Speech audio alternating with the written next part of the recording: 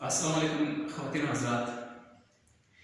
پچھلے دنوں مجھے ایک انٹرویو میں اپیئر ہونے کا موقع ملا اور یہ انٹرویو تھا GC یونیورسٹی لاہور میں.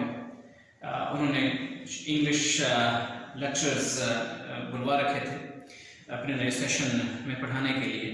تو میرے لیے یہ ایک بڑی آنر کی بات تھی اور میں یہ سمجھتا ہوں کہ شاید یہ ہم سب کے لیے ایک آنر کی بات ہوتی ہے کہ کس طرح کا بڑا ادارہ جس کے ساتھ اتنے بڑے نام جڑے ہیں، اگر ہم اسے تاریخ کے پس منظر میں رکھ کے دیکھیں تو علم و ادب کے بے شمار کچھ مینار ہمیں نظر آتے ہیں وہاں، جنہوں نے نہ صرف علم میں اس انسانیت کو بہت زیادہ وسیع تجربات سے ہمکنار کیا، اس کے ساتھ ساتھ انہوں نے تخلیق پاکستان میں اپنا بنیادی کردار بھی ادا کیا.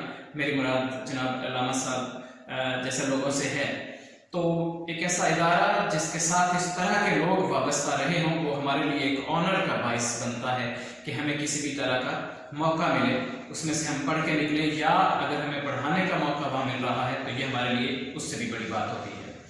خیر، میں بھی اس انٹرویو میں اپیئر ہوا تو جو صاحب وہاں بیٹھے ہوئے تھے، 3 لوگ تھے، 2 خواتین اور ایک مرد تھے انٹرویو پینل میں.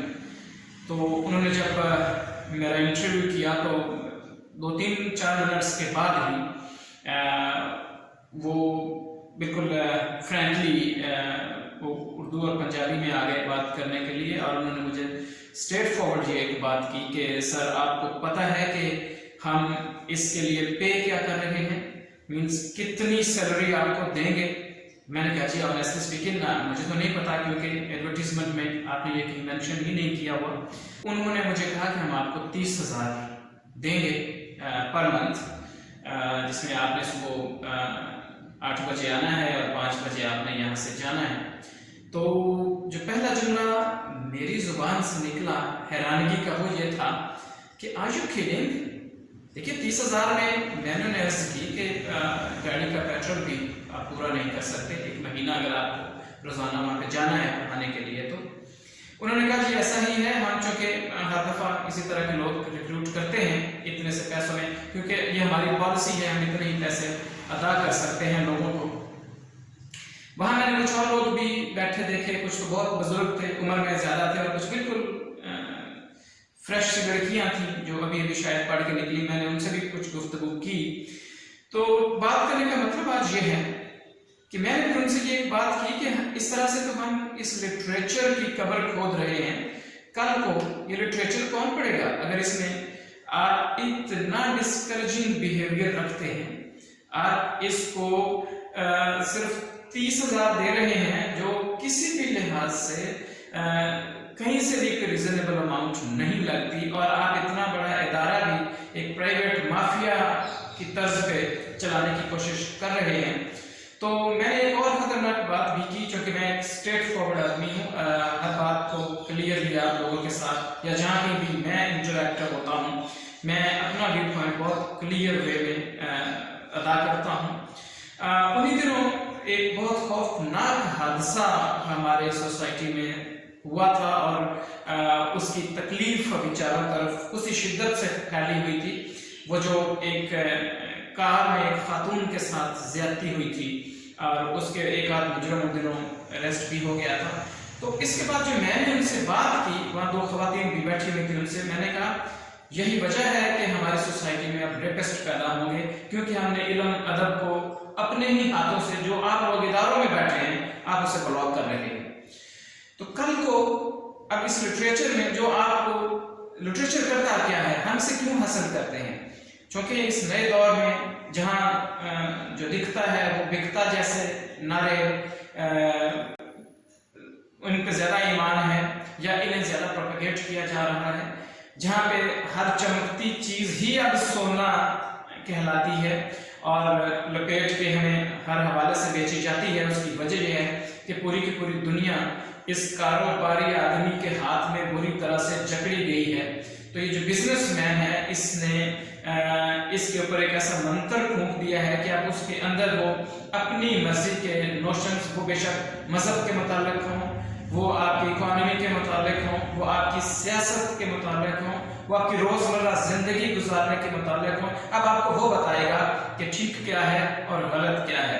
اس بری طرح سے ہم اس کے ہاتھوں میں جکڑ گئے ہیں. یہ دنیا جو ہے ایک کاروباری شخص کے ہاتھ میں, ایک سرمایہ دار کے ہاتھ میں. تو ہوگا کیا؟ اس سے یہ ہے کہ میں نے یہ کہا کہ آپ سوسائٹی میں بھی ریپسٹ پیدا کریں گے, کیونکہ یہ لٹریچر ہی ہے جو ہمیں زندگی گزارنے کا ڈھنگ سکھاتا ہے. ہم دیکھتے ہیں ہمارے معاشرے سے شاعری بالکل ختم ہو گئی, بلکہ مذاق بن کے رہ گئی ہے. اور اسی طرح موسیقی صرف ہم نے مراسم کا کام سمجھ کے اسے چھوڑ دیا ہوا ہے. یہ وہ چیزیں ہیں, یہ جو سر ہے وہ آپ کو بیلنس رکھتا ہے, وہ آپ کی روح کو الائن کرتا ہے, وہ ایک لائن میں لاتا ہے. ہم یہ دیکھتے ہیں کہ ہم 20 سجے تو کر آتے ہیں, لیکن ہمارے کردار میں ذرا بھی فرق نہیں آتا. ہم جس طرح سے کما رہے ہیں, ہمارے جو رویے ہیں لوگوں کی طرف, وہ اپنی شدت میں اور آگے بڑھتے ہیں, وہ پیچھے ہٹ کے سنورتے نہیں ہیں. اس کی وجہ یہ ہے کہ ہماری روح کے اوپر کوئی کام نہیں ہو رہا. تو یہ جو لٹریچر ہے, یہ جو ادب ہے, یہ آپ کی روح کے ساتھ ایک ڈائریکٹ قسم کا تعلق رکھتا ہے. یہ آپ کو اندر سے سکھاتا ہے کہ زندگی کو گزارنا کیسے ہے. پیسہ ایک ٹول ضرور ہے زندگی گزارنے کا, لیکن وہ بالکل ایسے ہی ہے پیسہ کہ آپ ایک بہت بڑی گاڑی ایک انجان آدمی کے ہاتھ میں دے دیں. اب آپ گاڑی میں تو بیٹھ گئے ہیں, لیکن اگر آپ اچھے ڈرائیور نہیں ہیں تو نہ صرف آپ اپنے لیے خطرہ ہے, بلکہ آپ روڈ کے اوپر دوسرے سب کے لیے بھی خطرہ ہے. تو یہ جو ادب ہے, یہ جو لٹریچر ہے, یہ ایک اچھی ڈرائیونگ سکھاتا ہے زندگی کی ہمیں. جو آدمی جتنا زیادہ ادبی ہے, اگر ہم ماضی کی بات کریں تو لوگوں میں سکون تھا, لوگوں میں ایک ٹھہراؤ تھا. اس کا مطلب یہ بالکل بھی نہیں ہے کہ سارے لوگ امیر ہی تھے.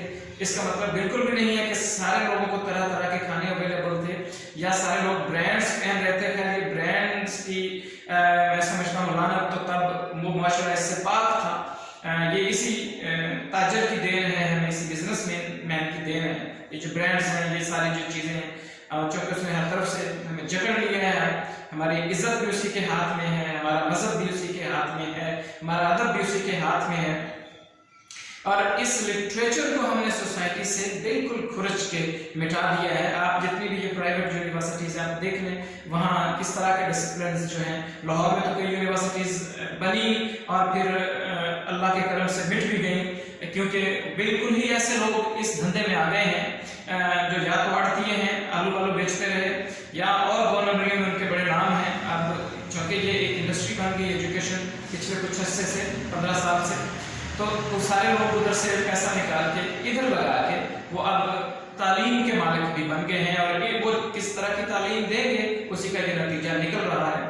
اس کے ساتھ ساتھ اس طرح کے بڑے ادارے جی سی یونیورسٹی کے جیسے, جو ایک طرح سے میں سمجھتا ہوں ہمارے سماجیات میں ایک خوبصورت ایمان کا حصہ کی طرح وہ ادارے موجود ہیں, اگر وہ بھی یہی کام کر رہے ہیں تو پھر اس کا مطلب یہ ہے کہ اب آپ کو آگے چل کے یہ سوچنا ہے کہ آپ کو کس ڈسپلن میں تعلیم حاصل کرنا ہے.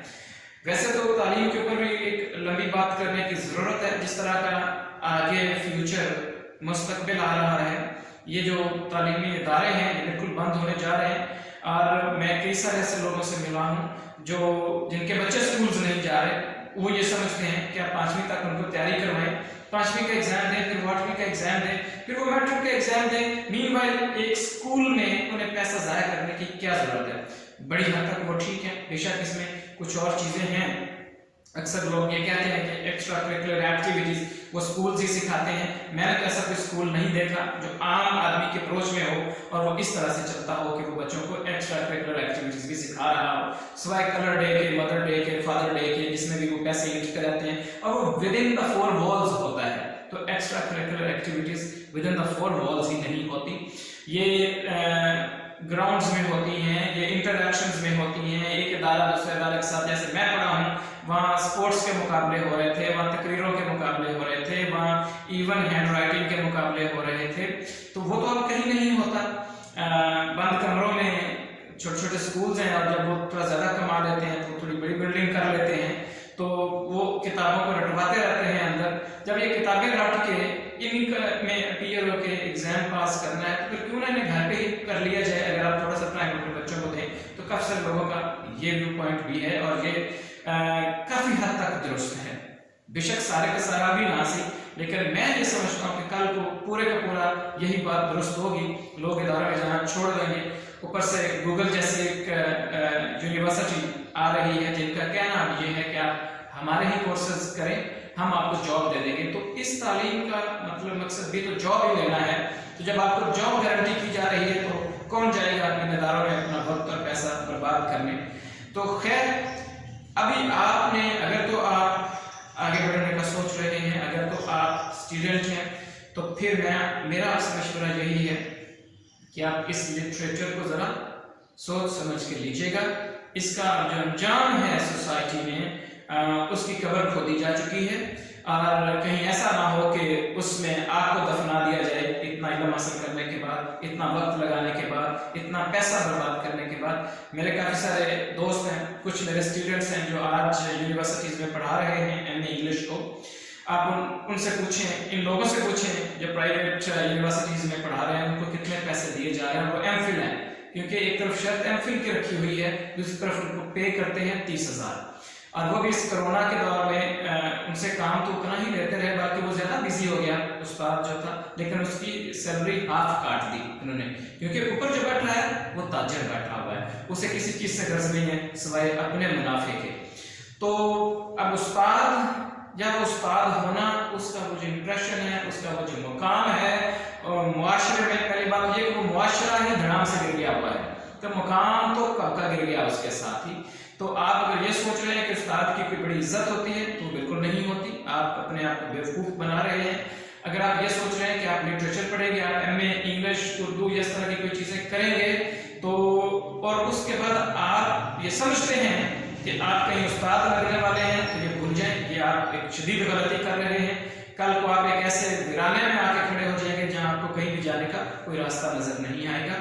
تو آپ پہلے سوچئے اس بات کو۔ آپ اگر کل کو پیسہ ہی کمانا ہے تو اپنی لائن کو ڈائیورٹ کیجئے، کوئی ٹیکنیکل ایجوکیشن لیں جس پہ کم سے کم وقت اور کم سے کم پیسہ لگے، اور آپ جلد سے جلد اپنی پریکٹیکل لائف میں آ جاؤ۔ باقی ساری چیزیں آپ کے منحصر ہیں۔ میں جس آپ سے یہ بات شیئر کرنا چاہ رہا تھا، یہ میرے اس دن سے میرے دماغ میں یہ بات چل رہی تھی کہ کم از کم مجھے اپنا کردار ادا کرنا چاہیے، میں آپ سے اپنا ایک ذاتی ایکسپیرینس شیئر کر سکوں، اس کے بعد فیصلہ آپ کا ہے اور وہ آپ کے ہاتھ میں ہے۔